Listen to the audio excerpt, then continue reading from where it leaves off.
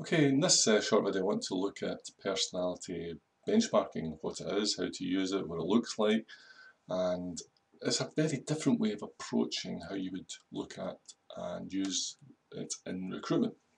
So what you're looking at here is the People Maps personality map, and essentially everybody, every unique personality, every individual is located somewhere on this map.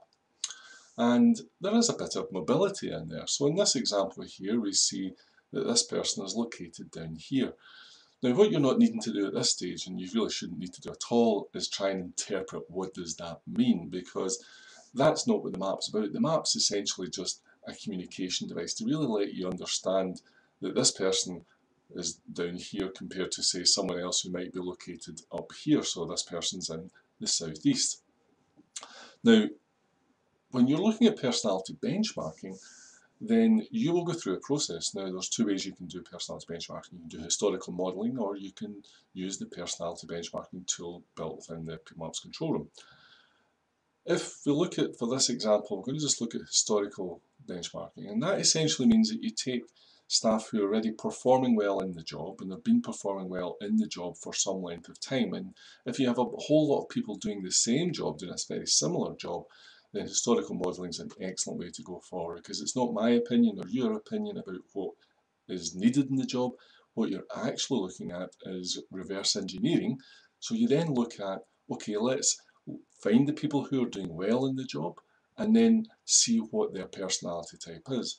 And very often, if not almost always, you find if you pick 5 of them, so you pick 5 good people who have been doing the job for at least 12 months or more, then you get them to do the personality question. And what you usually find is that all 5 people are located at least in the same general area of the map. They don't all need to be on the same spot, but they'll all be, say, maybe in the southeast, they'll all be in the northeast or over here. So depending on the job role and the job and everything else, that's how it works out. So when you see that pattern and you get 5 good people and they all, when you get their reports back, and you can see that the maps are all in the same general area, what it tells you from experience is you've reverse engineered the personality of the people who are most successful in the role, and you can now essentially say, in that example I gave, that okay, it seems to be that the people who are doing best in the role are, say, all in the southeast.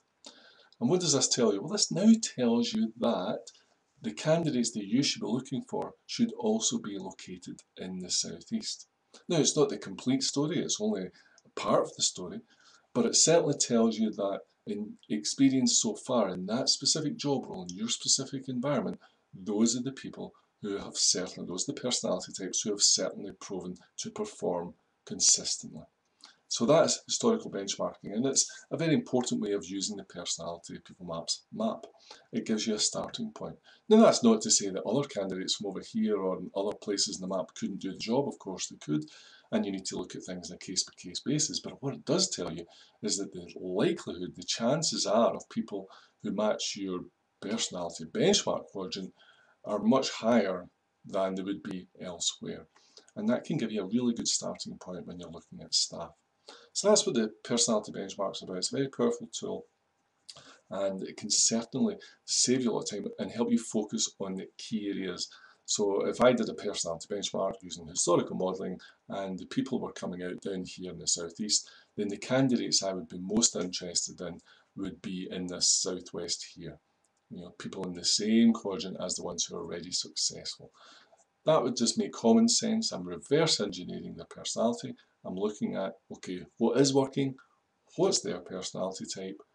Perhaps if we have more of that and imitate that, then there's some good common sense there that would tell you that's probably going to work out quite well. As I say, it's not the whole story. You do have to look at other factors, but it's a really powerful and a really good starting point. So that's historical benchmarking using the People Maps personality map.